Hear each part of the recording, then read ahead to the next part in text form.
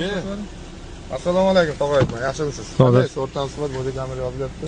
Qanchalik? Ichkilik bo'lmaganmi sizda? Bo'lgan. Bo'lgan. Bitta masofadan turib uxlayverasizmi? Yo'q. Nimaga? Masofadan. Uchidagisini qo'ying, adrazisini keyin uxlayman.